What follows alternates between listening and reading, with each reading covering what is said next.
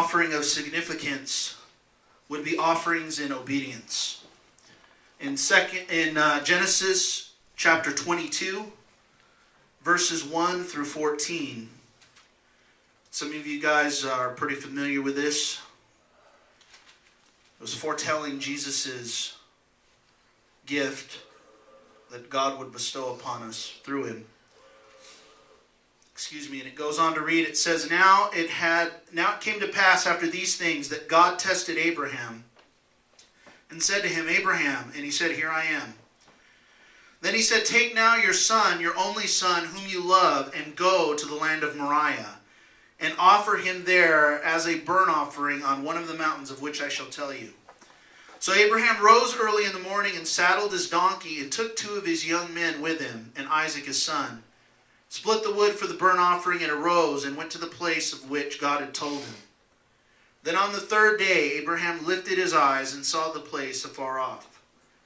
Abraham said to his young men, Stay here with the donkey, the lad and I will go yonder and worship, and we will come back to you.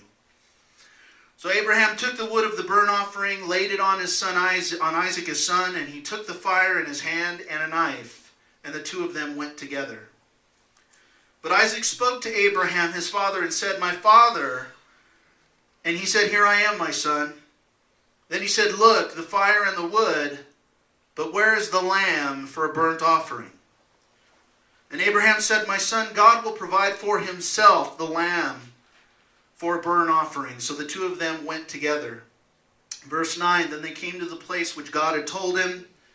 Abraham built an altar there and placed the wood in order.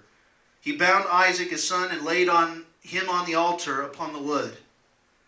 Abraham stretched out his hand and took the knife to slay his son, but the angel of the Lord called to him from heaven and said, Abraham, Abraham. So he said, Here I am. And he said, Do not lay your hand on the lad or do anything to him, for now I know that you fear God, since you have not withheld your son, your only son, from me. Then Abraham lifted his eyes and looked, and there behind him was a ram caught in a thicket by its horns. So Abraham went and took the ram, and offered it up for a burnt offering.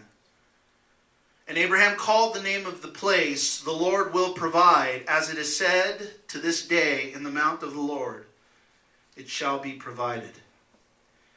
So you have here something pretty difficult and heavy to consider for the Bible to be communicating such a thing. Now, any of you who know anything about Abraham's life, you know that he was childless. For a good portion of it, his wife was old. She couldn't bear any children. God had begun to visit him and give him a promise that he would become the father of many nations.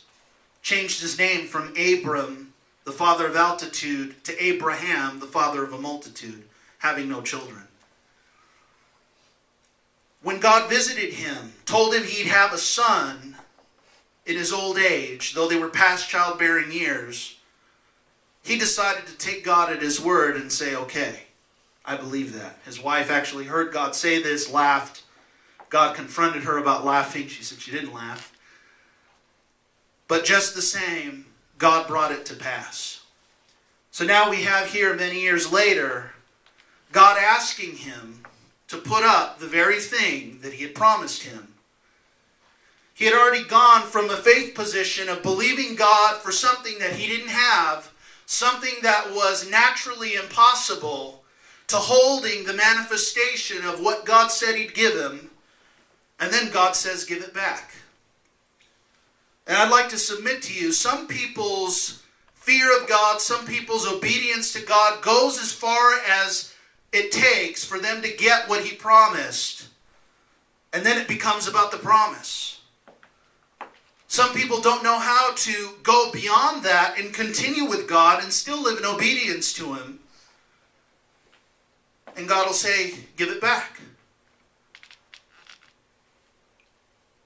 That's where obedience will be found. You had him here. Had spent a period of years already with the thing that God had said he'd give him. Impossible. God brings it. Then God says, come and sacrifice it to me. When was the last time that you went beyond what you were believing God for? You know, some people, I was talking with a friend the other night, and we have this other minister friend who likes to say it's easy to serve God when things are good. He says, but people don't know how to serve God when things are bad. And I think that the reverse is true. I've seen more people reach out for God and pursue God when everything is just torn apart. They know how to get down on their knees and pray. They know how to believe God when they really don't have any reason to believe in Him. But as soon as God begins to come in and start doing some great things in their lives, He brings restoration, He brings all these things in, then they decide to forget. Then they're too busy to pray. Then they can't afford to give. Though maybe God was able to trust them with $5 in their pocket, now He can't trust them with 500. And all the faithfulness and everything it is that they were in the trial goes out the window. I've seen more of that happen than people who raise their hands when everything is good. You know, there's a reason in Deuteronomy chapter 8 that we're warned not to forget God. He said, look, you guys are going through the wilderness. He says, you come. But after you've built your houses, you've had all the riches, you've had everything it is that I promised I'd give you, lest you forget me. That I'm the one who gave you the power to get it. And I've seen more people fail in that area than I ever have somebody who just had it good and was able to serve God there. You had him go through this whole faith process, and then God come back and bring it back to the basics and basically say, is this about me, or is this about what I gave you? And we know God knows everything. So for the angel to say, now I know that you fear me, like as if it was something he didn't know, I think you'll learn something about yourself in the process like this.